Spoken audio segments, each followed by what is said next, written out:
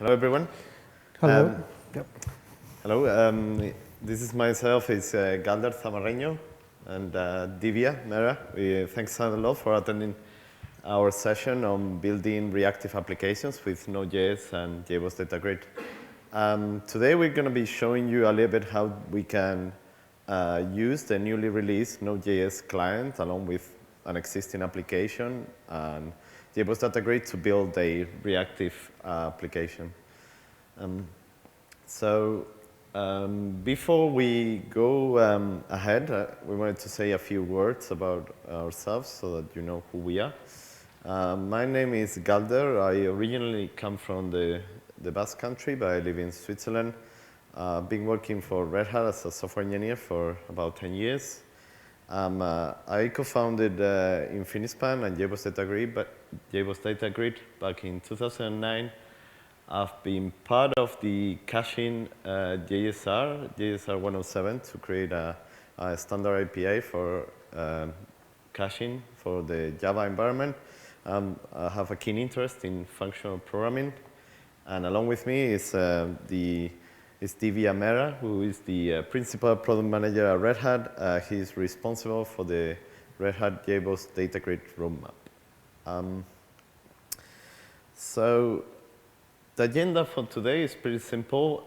First of all, Divya is going to do a little introduction to JBoss Data Grid so that you know what it is, what are its use cases.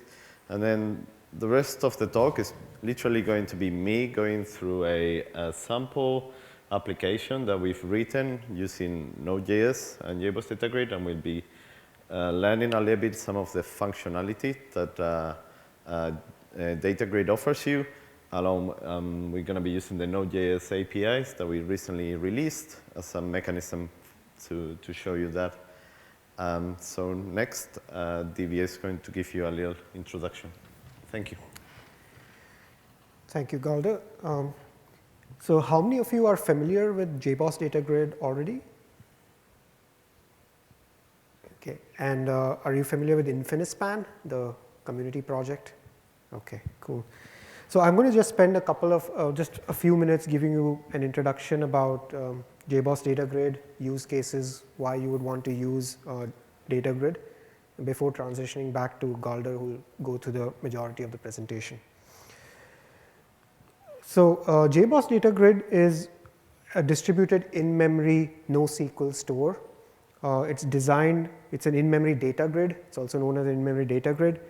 And it's designed for high performance, linear scalability, fault tolerance, and high availability all together.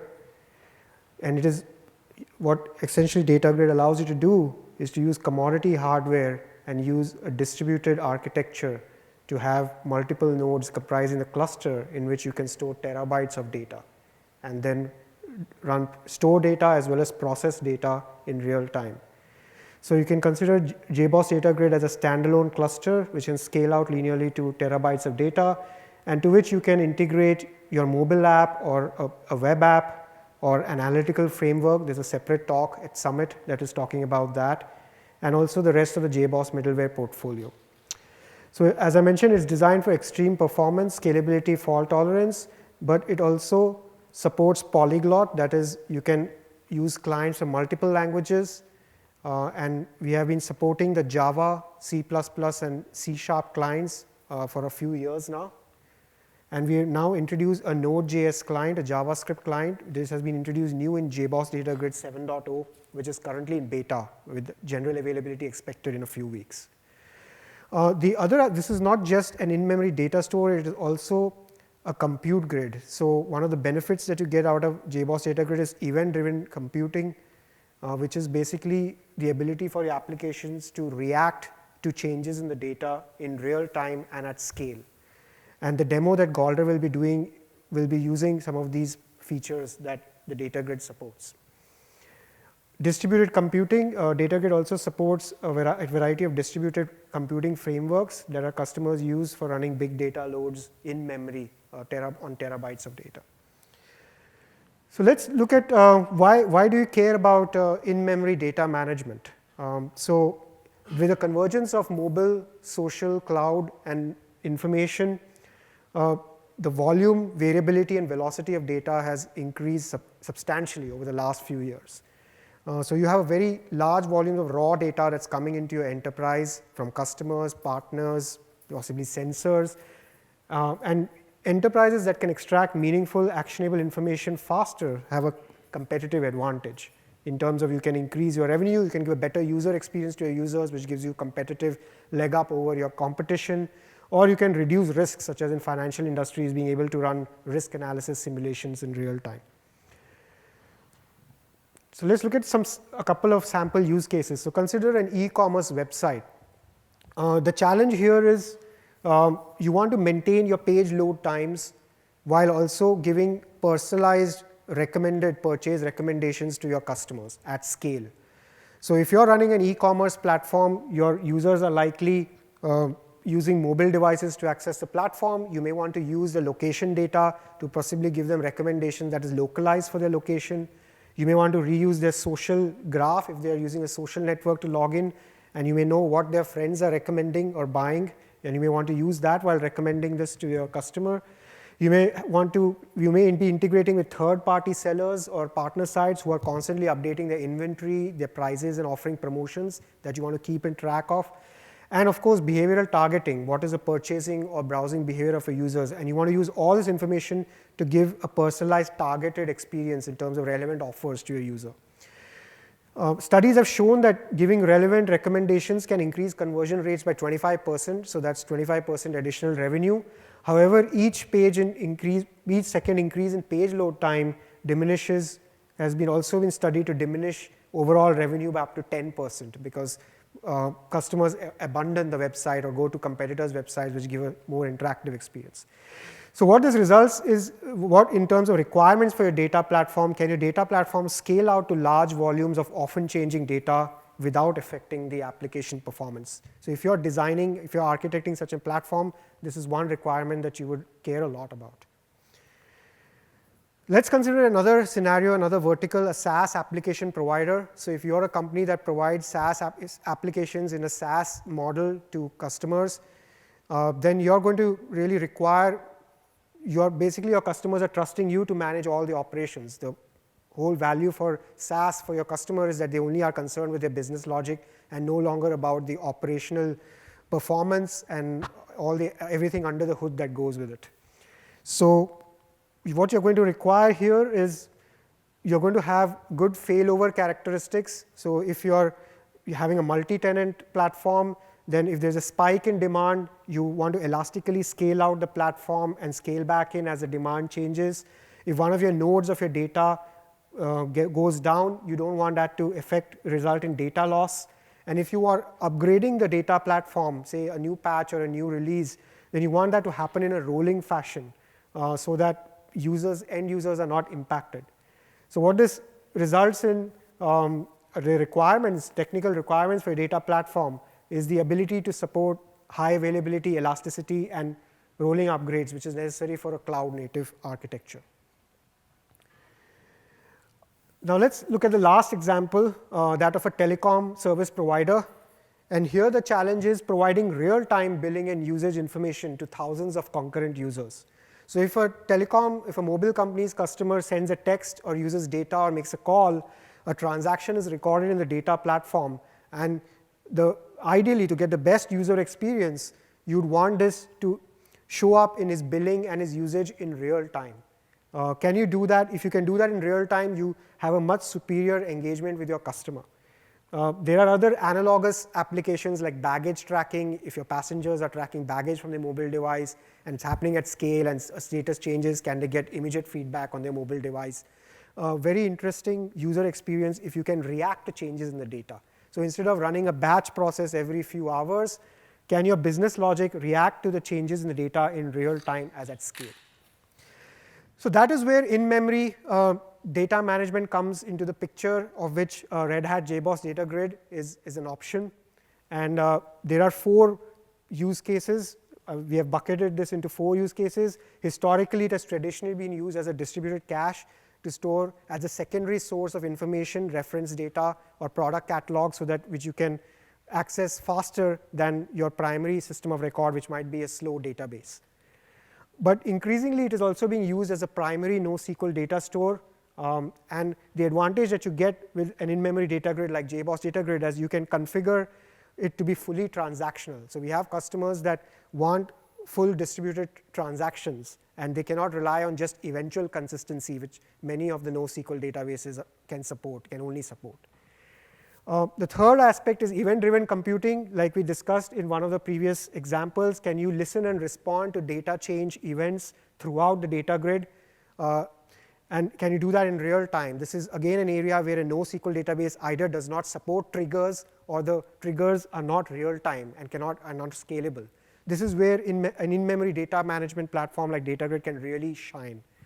A specialization of that is continuous queries, which ensures that you set a filter to your query, and without having to rerun the query, you can get the most up-to-date results as new data comes into the grid or leaves the grid, no longer matches with your set. The financial institutions are heavy users of this feature.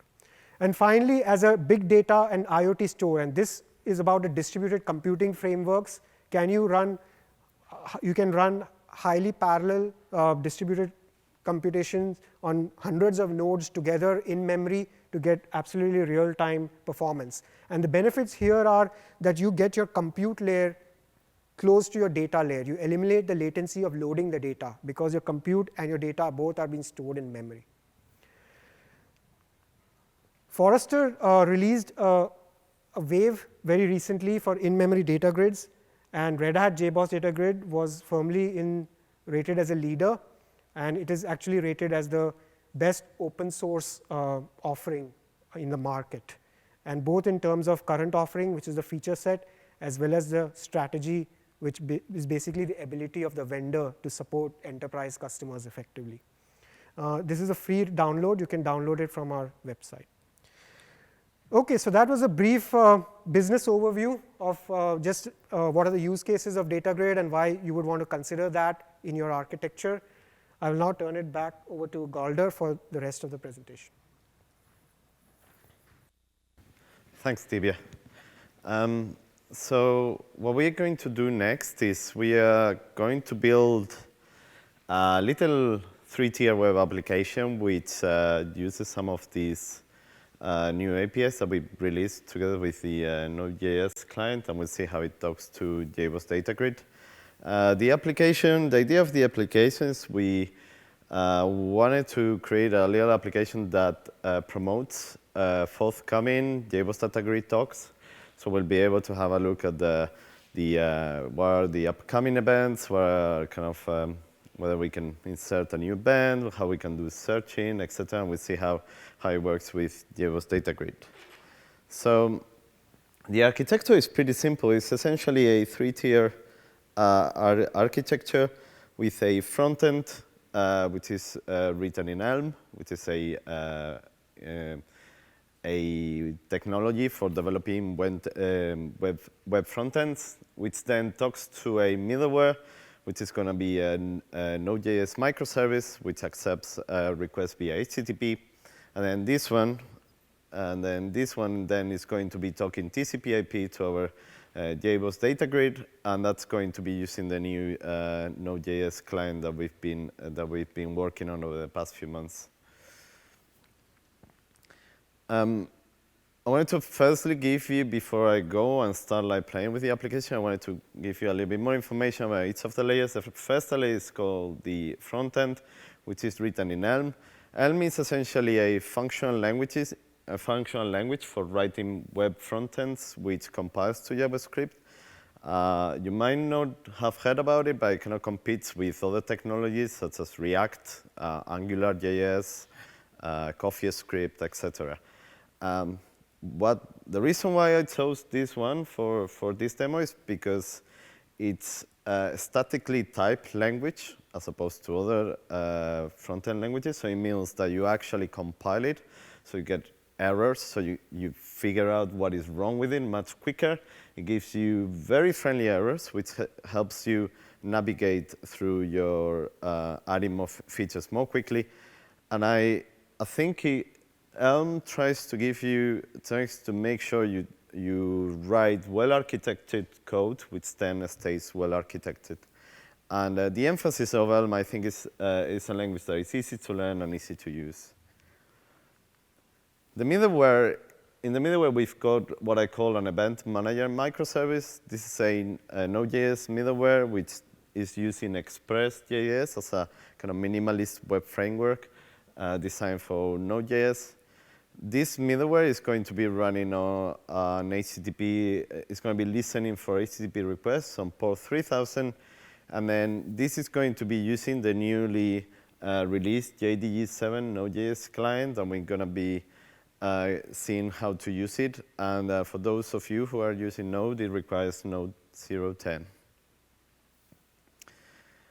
The final bit of the puzzle is the JDG Persistence layer, which is here we're running a JDG server domain, a domain that is conformed of 3 nodes, which we can easily start it. And the way we store data in it is we've got these 3 nodes, which are configured to store 2 copies of the data. So that means there's a bit of redundancy in the data grid so that I can cope with failures. And for that, we use some kind of more complex techniques that involve partial replication. So we have like this kind of method of distributing the data that does not require any master or leader. It's all very peer-to-peer.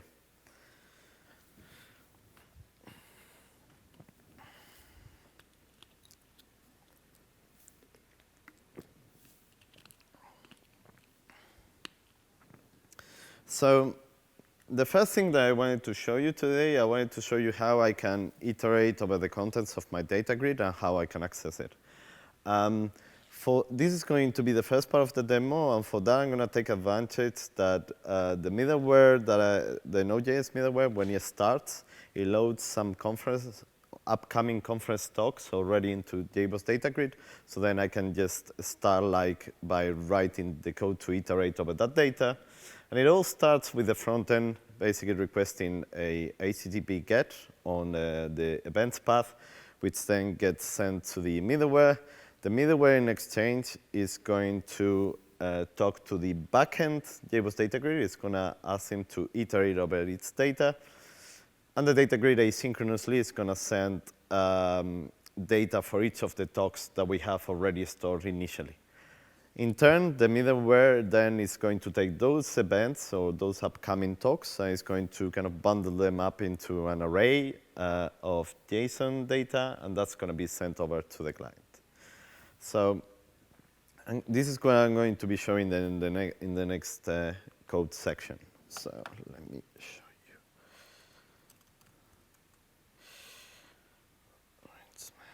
Let me switch into mirror display so that I can actually talk and code at the same time. Okay. All righty. So first thing I wanted to show you, can you see that? Yeah? So this is the application as it is at the moment. At the moment, it's just a simple web application that shows you just some static information that I've added on the start, which basically gives you some information about websites related to JBoss Data Grid. So we've got the JBoss Data Grid website where you can find more about the features of our product. We also got a blog where we talk about product-related releases, upcoming features, etc. And at the bottom, we've got a couple of links to Infinispan, which is the community project that drives JBoss Data Grid. So that's where we release the latest features, and then some of those then make it to the product. So what I'm going to be doing in this first part, I'm going to be enhancing this application so that I can show some talks that I've preloaded earlier. What I have here is I have 3 processes running. On the first here, I've got a little process that basically keeps track of any changes that I do to the front end, so then it's going to load it for me. Here I have this is the events manager microservice. You don't need to look at this, it's not really relevant, just so that you know. And then here in the backend, we've got the data grid running already. So the first thing that I need to do in order to show you how to iterate over the events, first I wanted to show you at the, what's it called? I'm going to show you the very beginning of the client. Here, I've got my microservice, which basically is saying I want to start listening on port 3000. And what I do on a startup, I basically connect my Node.Js clients to the backend server.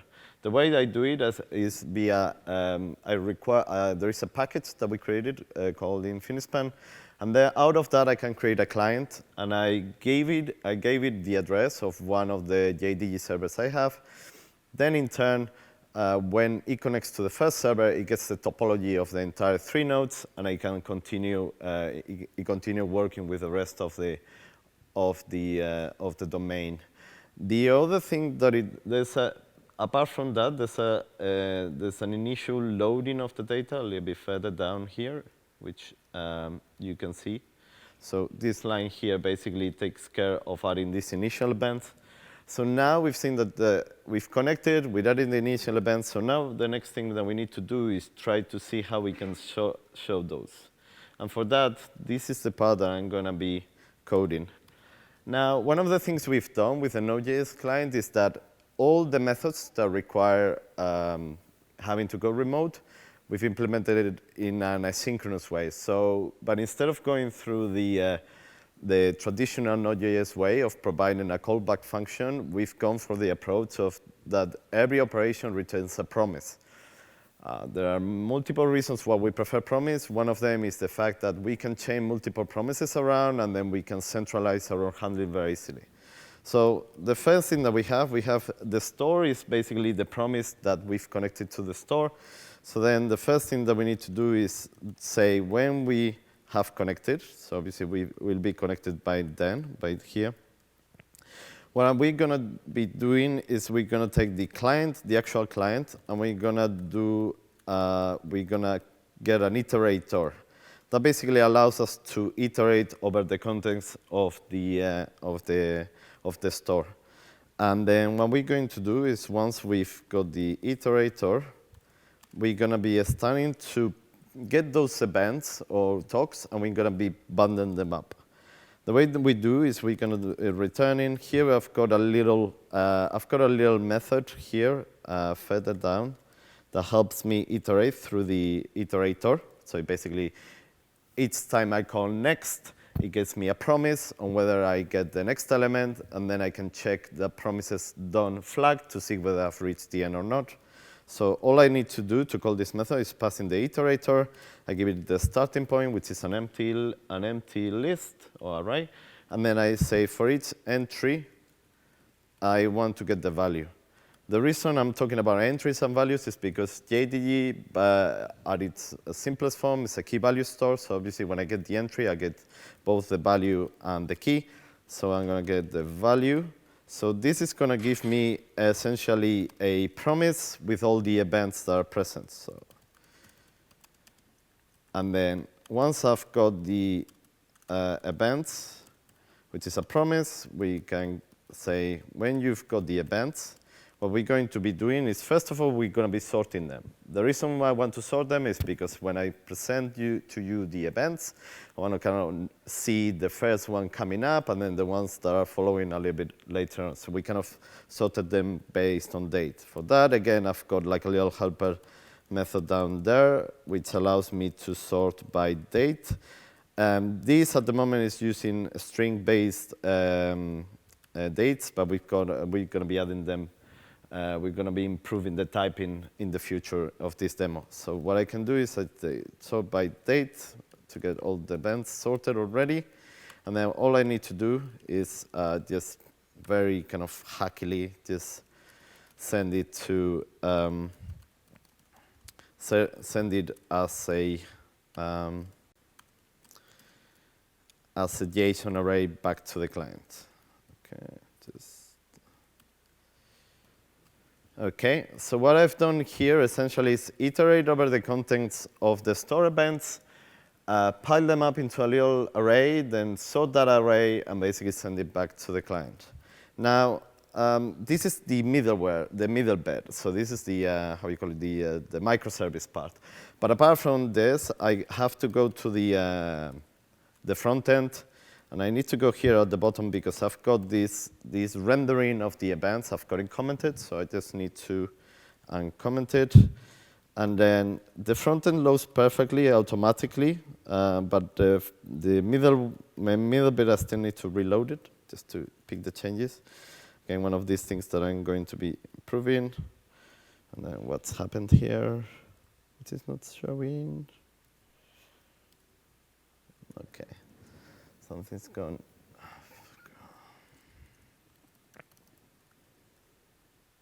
Start, return, function, iterates.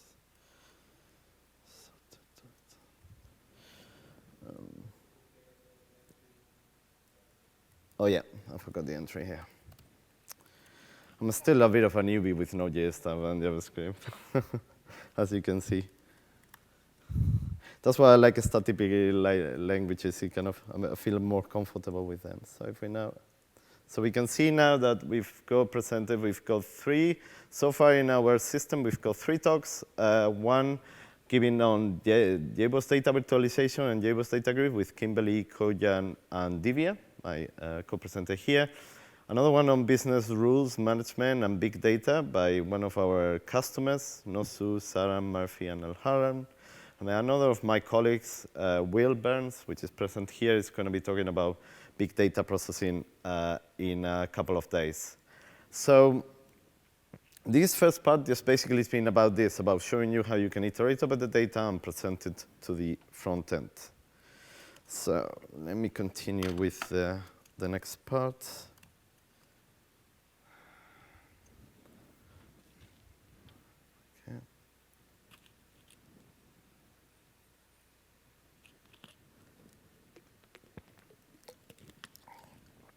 So for the next part, what I'm going to be looking is I'm going to be looking at how I can now, so I've got some events, cool. Now what I want to be doing now is I want to add a new upcoming talk, for example. And then for this, we've got the sequence of events is going to start with the front end sending a post, where in the payload it's going to send us the data for the upcoming event. The middle, the microservice is going to then use a Node.js client to call a prefab send in the backend to basically store our talk. And that one in turn is going to do a couple of things. One is going to return a true or false, whether there was another talk present there. So you see we can do some conditional operations. And then on top of that, we are also going to register a little remote event listener so that we can find out about those new events that are created. The reason we want to do that is for a couple of reasons. A, we can then integrate this technology, these remote events, with technologies such as web service to then notify any connected clients that there is a new event. So then we can push any new data back to the client without having to fetch it again. The other reason why we do this is because it makes it for a very easy way to update the model on the client, on the originator, because then we can say, well, we only update the model once we've received the event from the backend.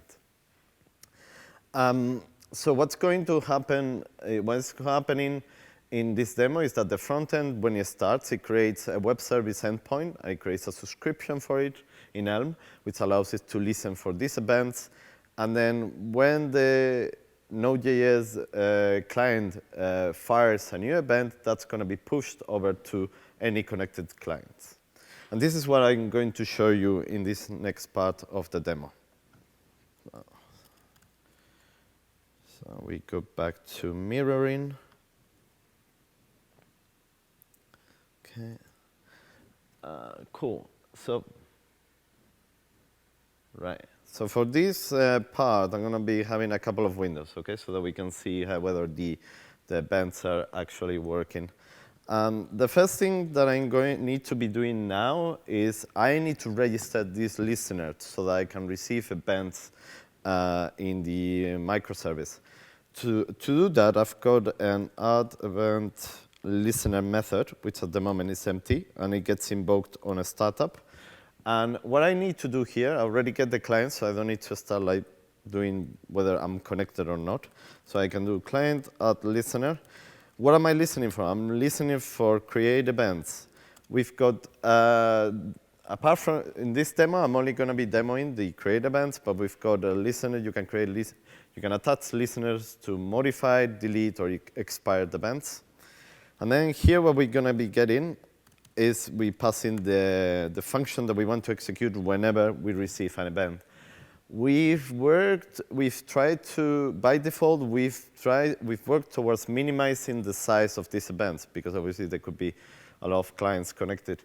And this is why the function that gets passed in, it takes a key. So you only get notifications about created events, you only get the key part. There are multiple ways. In this particular case, we're also interested in the value. We're actually interested in pushing the data of the upcoming talk. There are multiple ways in which we can do it. Here, I'm going for the simple option of just, OK, I know the key. Let me just fetch it. And then I can, once I've fetched the actual value, then I can push it. This is a bit, maybe it's not the kind of the most optimal way of doing this, but it's kind of the simplest way, the simplest one to show you.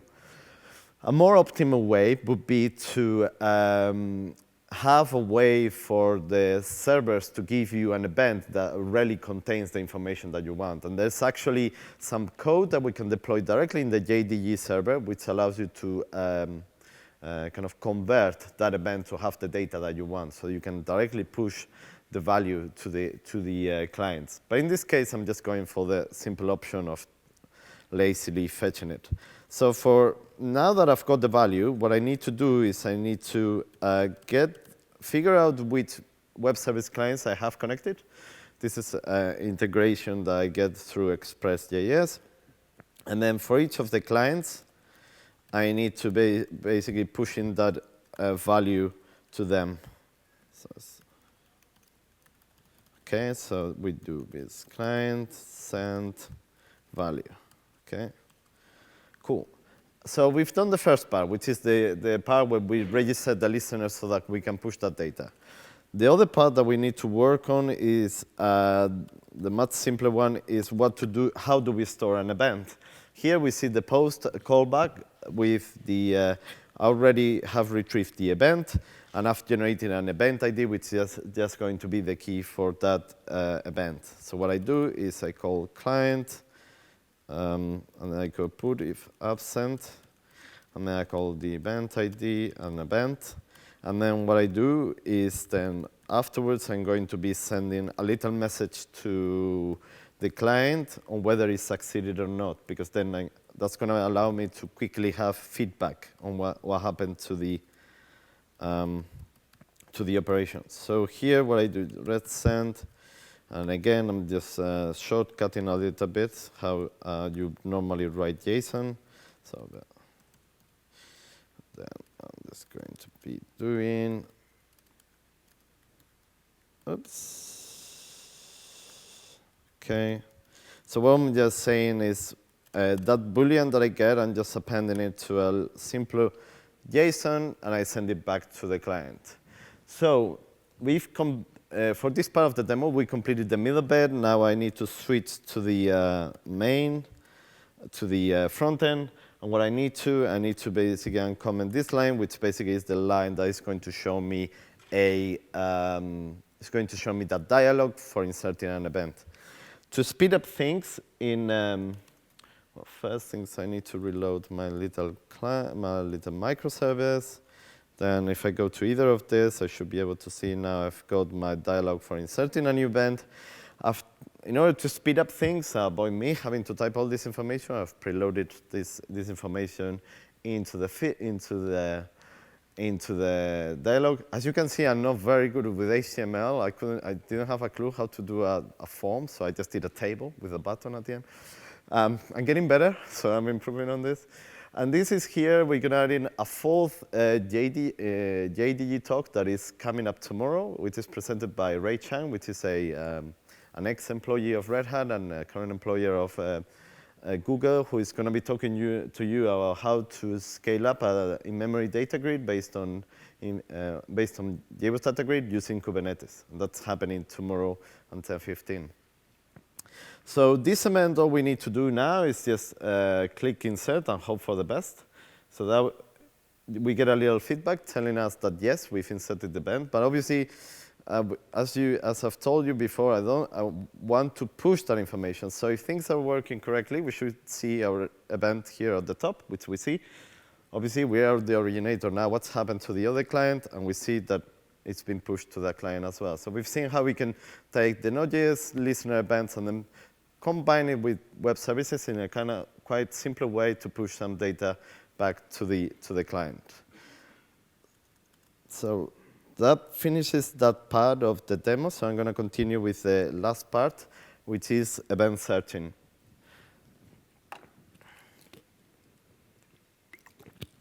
So the next bit is we're trying to see how can we now use the Node.js client to do like searching through all this data that we have in the data grid.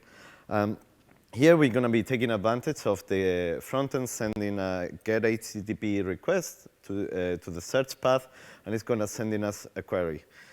From that query, then we're going to call execute, which is an ability to execute a remote script in JBoss Data Grid.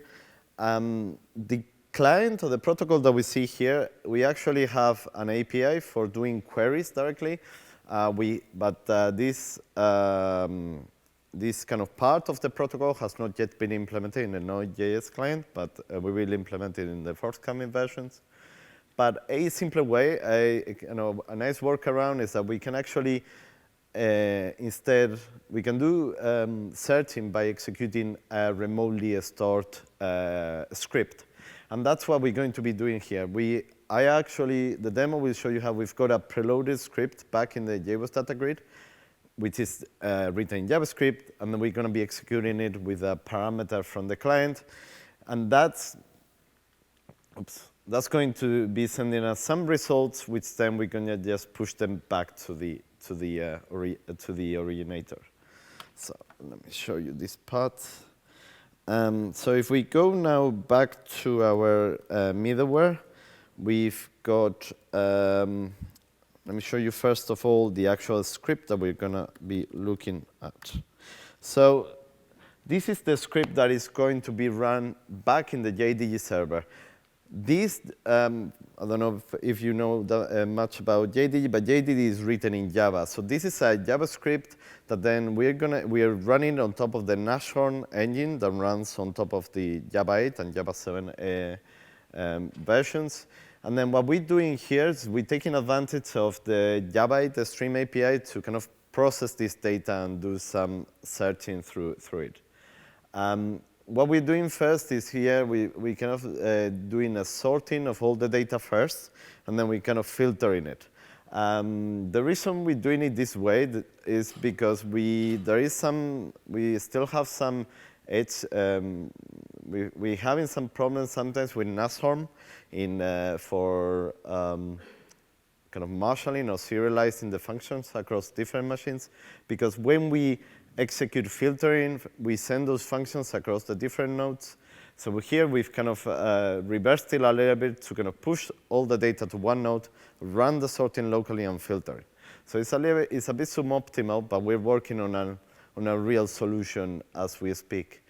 So what we do is we first sort it based on the date, then we filter it to see whether it matches the query that we sent from the client, and then what we end up doing is we collect the results into a list, and then we push it back. Now, the interesting part for the microservice is how do we now execute the script that we saw in the previous screen. What we do is we call execute. Here we pass in the name of the script, which are preloaded at the start. And then what we do now is we can pass in some parameters to the script. So the parameter that we want is named as query. And what we do is we take the request of Express.js, we get the query part, and we get the queue element. This, in turn, is going to then return some results, which we're going to just simply push them to our client. Okay. So we've got this completes the microservice itself. So let me just restart it there.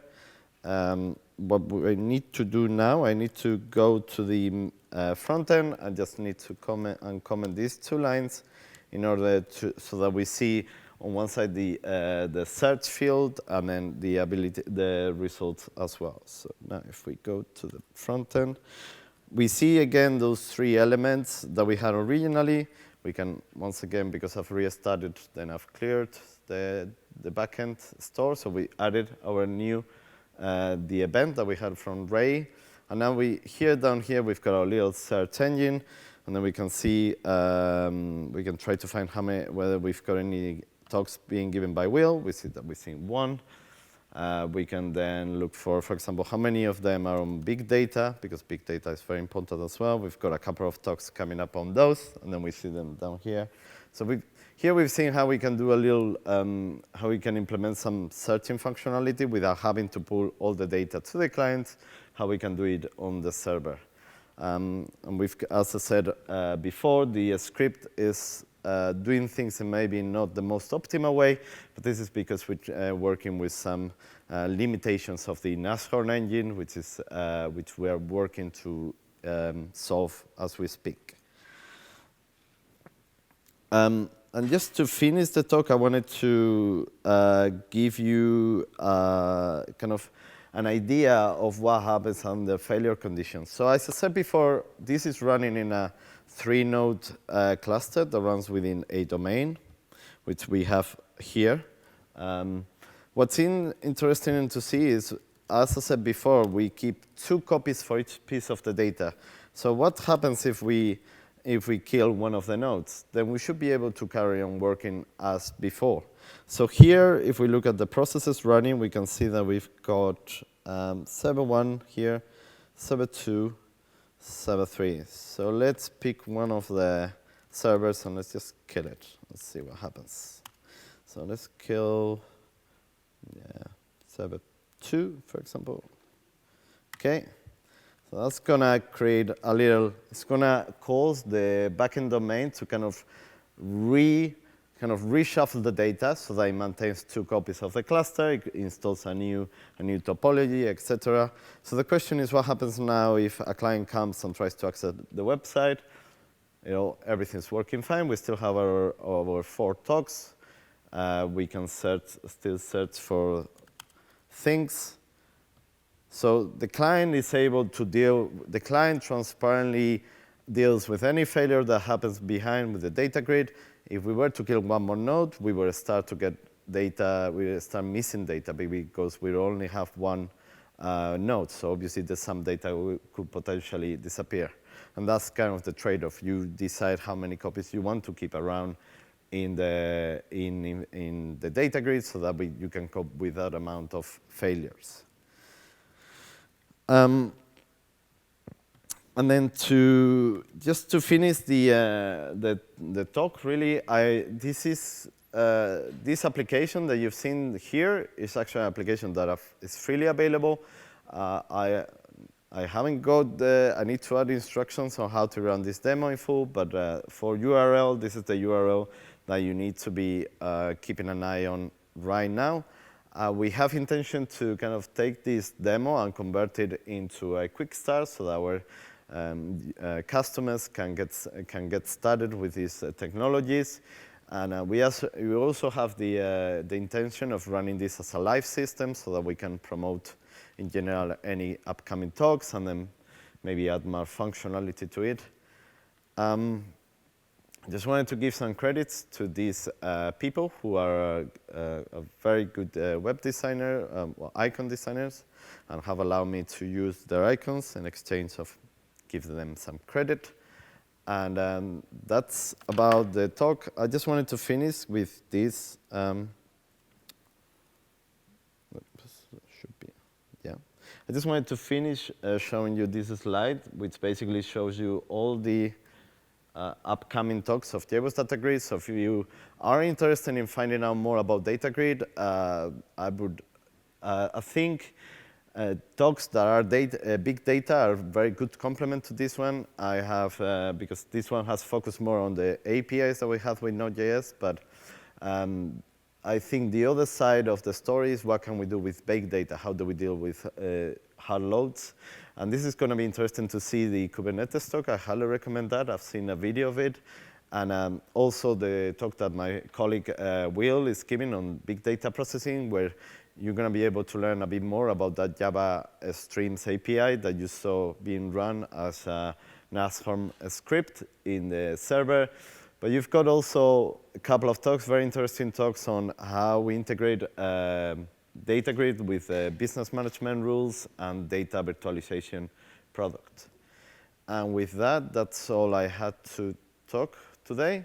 Thank you very much for attending. I'll happy to answer any questions that you might have.